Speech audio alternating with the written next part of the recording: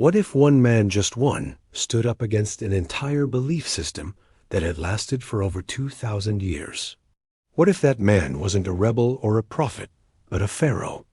In a land where gods were everywhere, in the sky, the river, the desert, even in the breath of the wind, one king dared to say, "There is only one God, and I speak for him alone." This man was born as Amenhotep IV, but history would remember him by a name drenched in controversy. Akhenaten, the heretic pharaoh. He didn't just build temples. He destroyed them. He didn't just pray. He rewrote prayer itself. He banned the gods of Egypt, tore down centuries of worship, and declared that the sun Aten was the one true God. No hidden priests, no sacred mysteries, just light, just him, just Aten. His wife was the stunning Queen Nefertiti. His son? Tutankhamun, the boy king whose tomb would shake the world. And between them lies a family saga of love, betrayal, and an experiment in faith that almost changed the course of civilization. But what drove Akhenaten to such extremes? Was he a visionary ahead of his time, or a madman with divine delusions? And why, after his death, did Egypt try so hard to erase his very existence? This is not just the tale of a forgotten pharaoh. It's the story of a revolution, a war, not fought with swords, but with belief. Welcome to the sunlit madness of Akhenaten, Egypt's heretic pharaoh. Long before he was known as Akhenaten, a heretic pharaoh, he was a silent shadow in the halls of Egypt's golden palaces. Born as Amenhotep IV, his destiny was carved in stone: to honor the gods, uphold the rituals, and rule as a living embodiment of divine order. But something in him, something strange, refused to fit that mold. He was the second son of the mighty pharaoh Amenhotep III, a ruler basking in the wealth and prestige of Egypt's 18th dynasty, and the sharp-minded Queen Tai, a commoner-turned-queen who wielded rare influence behind the throne. Egypt was at its peak opulent, mighty, and deeply religious.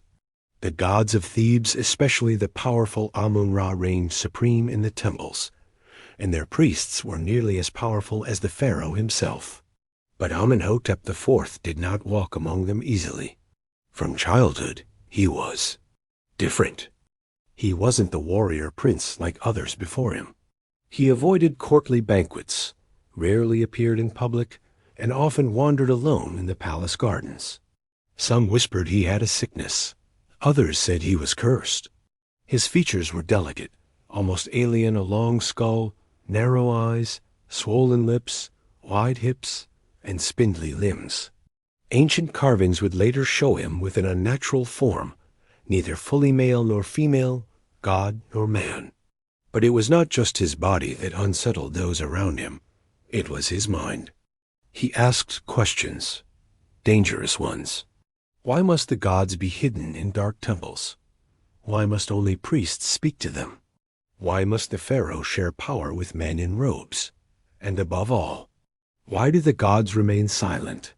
In a world where questioning the divine was treason, Amenhotep IV thought differently, and that difference, unseen at first, would soon crack the foundation of an empire. But the true turning point was still to come, when the sun itself would become his god, and Egypt would never be the same. At first, it was subtle. In the 5th year of his reign, the young pharaoh Amenhotep IV began constructing a new temple, not to Amun, the supreme god of Thebes, but to a lesser-known solar deity called Aten.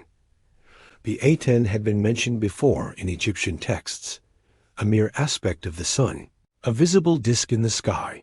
But to Amenhotep IV, Aten was no minor figure. Aten was everything. The temple was unlike anything Egypt had ever seen. It had no roof, no statues, no inner sanctuary cloaked in mystery. It was open-bathed in sunlight, because this new god, Aten, did not dwell in darkness. Aten did not hide. Aten shone. Then came the change that shocked the court, the priests, and the people. Amenhotep IV renamed himself. he became Akhenaten, the living spirit of the Aten. It was a declaration, not just of faith, but of war. With a single stroke, he turned away from the old gods Amun, Osiris, Isis, Thoth, Anubis, Horus, Bastet gods worshipped for over 2,000 years. The great temples of Karnak and Luxor began to close. Priests lost their power. Festivals ended. Offerings stopped. And in their place, the sun disk rose. Aten was no longer just a symbol. He was the only god. But what made Aten so different? He wasn't a god of form. He had no body, no myth, no story. He didn't battle demons, bless the Nile, or weigh the souls of the dead. Aten was a pure force of nature, the light, the heat, the giver of life. And Akhenaten, in his own words, was Aten's chosen voice on earth. In the great hymn to the Aten, Akhenaten wrote, "You are the one God, shining forth from your disk. You alone, you create the world according to your desire." Aten wasn't just a god to Akhenaten. Aten was the god.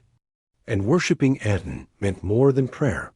It meant total devotion to the sun and to the pharaoh who embodied its will. For the first time in recorded history, an empire that had worshipped hundreds of gods was being forcibly transformed into a monotheistic state. But such a revolution would not come without a cost. As the sun rose over Egypt, old powers stirred in the shadows, watching, waiting, and plotting. Akhenaten had challenged Egypt's gods. He had declared a new divinity. But he wanted more than temples. He wanted a kingdom of belief, built from dust and devoted to light. So in year 5 of his reign, he did something unthinkable. He abandoned Thebes, the sacred heart of Egyptian religion for over 1,000 years, and sought out a stretch of untouched desert beside the Nile, lonely, lifeless, silent. A place where no god had ever been worshipped before. And there he founded a brand new capital, Akhenaten, the horizon of the Aten. Today, we call it Amarna. No oracles, no signs, no traditions. Just a vision, a divine command from the sun itself. Akhenaten claimed the Aten had chosen this place for its purity. It was a city for the god, built not by conquest, but by cosmic will. But Amarna was no ordinary city. It rose with terrifying speed, as if the sun itself demanded it be finished by sundown. Palaces, temples, avenues, and homes spread like wildfire over the sand. Architects and laborers worked under the blazing Aten, crafting a metropolis dedicated to one god and one man. At the city's heart stood the great temple of the Aten roofless, open to the sky, flooded with sunlight. Gone were the shadowy halls of old Egypt's temples. Here, worship was done in broad daylight, under the open heavens. The Aten's rays reached down like hands often, carved literally with fingers blessing Akhenaten, Nefertiti, and their 6 daughters. The royal couple lived in a palace adorned with painted gardens, golden tiles, and tender family scenes, not of war or conquest, but of affection. Akhenaten kissed his daughters. Nefertiti stood beside him as an equal. The divine and human were blurred. Even the city's art changed, becoming strangely real, almost surreal. The royal family was portrayed with exaggerated features and intimate gestures. Some statues showed Akhenaten in near androgynous form, with curved hips and a rounded belly, no longer the idealized god-king, but something otherworldly. This was not just a capital. It was a manifestation, a belief, a utopia, built to reflect the purity of one God and the singular truth of the king who served him. But beyond the sunlight and splendor, the world was changing. Egypt's borders trembled. Foreign ambassadors sent desperate letters, pleading for aid against encroaching enemies. Famines whispered through the fields. And in the distant cities still loyal to Amun and the old gods, discontent boiled like a storm on the horizon. Yet inside Amarna, Akhenaten seemed unconcerned. To him, Aten was all. and as long as the sun rose over Akhenaten, he believed Egypt would endure. But even the brightest sun cast shadows, and in the golden light of his god, Akhenaten could not see the darkness gathering around him. What if a king decided to not only change the gods, but to change the way humanity saw itself? Under Akhenaten, art itself became a revolution. Before his reign, Egyptian art followed strict codes. Pharaohs were always strong, muscular, godlike, unchanging symbols of eternal order. Faces were idealized, emotions were hidden, and divine perfection ruled the chisel and brush. But in Akhenaten, that all vanished as if a veil had been torn away. Now, the pharaoh was shown with an elongated skull, drooping eyes, thick lips, a potbelly, and feminine hips. His body was neither man nor woman, neither god nor mortal, but something in between. He looked vulnerable, human, alien, even. Historians have debated it for decades. Was this Akhenaten's actual appearance? Was it a medical condition, Marfan syndrome, Froelich's disease, or something unknown? Or was it a symbolic rebirth, a deliberate reshaping of his image to reflect his new role? Because to Akhenaten, he wasn't just a king. He was the living conduit of the Aten, the divine sun radiating through flesh. And the art he commissioned wasn't just decoration, it was sacred truth. For the first time in Egyptian history, we see tenderness in royal imagery. Akhenaten kisses his daughters. Nefertiti cradles them in her arms. The royal family walks hand in hand beneath the rays of Aten, whose beams descend from above, each ray ending in a hand, gently touching the faces of the king and queen, offering life itself. These hands don't reach the people. Only Akhenaten and his family are directly blessed. The message was clear. Only through them could the Aten be known. Nefertiti, too, was transformed. Far more than a consort, she was shown equal in size and presence, sometimes even smiting enemies like a pharaoh. Some scholars believe she co-ruled Egypt.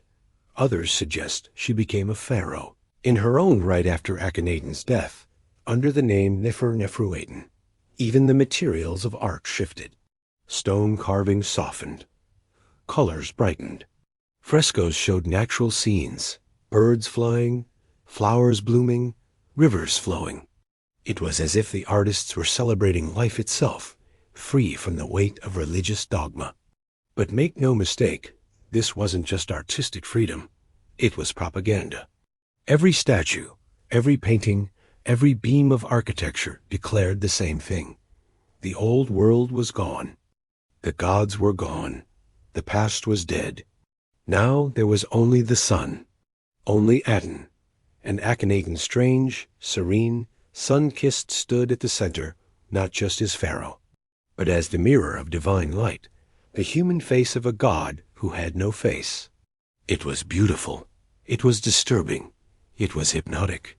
But beneath the golden glow, something was missing: the people, the ordinary Egyptians.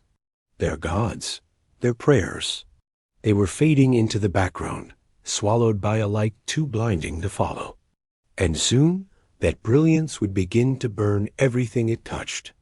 While Akhenaten stood in the sunlight, arms outstretched to his god, shadows were rising behind him. In the sacred cities of Thebes, Memphis, and Heliopolis once, proud centers of worship, temples had been shuttered. Sacred festivals were canceled. The colossal statues of Amun and Osiris stood abandoned, desecrated, or deliberately defaced, their gold stripped, their priests dismissed, their voices silenced, and in their silence, hatred grew. The priesthood of Amun had been the most powerful force in Egypt after the throne itself. They controlled vast lands, commanded wealth greater than that of kings, and interpreted the will of the gods. To remove Amun was not just spiritual blasphemy, it was a direct attack on the entire power structure of Egyptian civilization. But Akhenaten had done more than offend them. He had broken their world. And though the temples were quiet, their followers whispered in secret. Some said the land was cursed, that the Nile failed to flood, because the gods were angry. That Aten was a false light of flame that would consume all. But Akhenaten did not yield. Instead, he tightened his grip. Priests loyal to Amen were exiled or disappeared altogether. Sculptures of traditional deities were not just removed, they were hunted, smashed, burned, and buried. Even inscriptions bearing the word gods, where erased plurality itself had become a crime. Egypt had become a theocracy of one god and one man. And yet, outside Amarna's sun-soaked walls, chaos was building. The empire's borders trembled. Vassal states in Syria and Canaan sent frantic letters clay tablets begging Akhenaten for military aid against invading forces. These cries for help, now preserved in the Amarna letters, were met with silence. Akhenaten, focused entirely on spiritual purity, ignored the crumbling frontiers. No generals marched. No reinforcements came. His obsession with Aten blinded him to the cracks beneath his feet, and those cracks widened. The people, ordinary Egyptians, still prayed to Isis and Thoth in secret. Farmers buried amulets of Bez and Hathor in their fields. Soldiers whispered names of Horus before battle. Entire families clung to the old gods like lifelines in a storm. Akhenaten had tried to cut the nation off from its roots. But roots buried deep grow wild in darkness. Inside the royal court, plots began to stir. Advisors grumbled. Nobles exchanged nervous glances. Even those closest to the pharaoh, perhaps even his beloved Nefertiti, may have questioned the path they had walked too far down. And somewhere, in those long corridors of sun and silence, the knives began to sharpen. Its rays still stretched across palaces and temples, across walls inscribed with praises to the Aten. But inside the golden city, something had shifted. The laughter of children faded from the courtyards. Foreign envoys stopped arriving.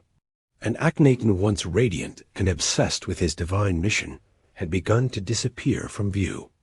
By year 17 of his reign, the heretic Pharaoh was vanishing from the world he created. No records speak clearly of his end. No monument marks his burial. No ceremony was held in his honor.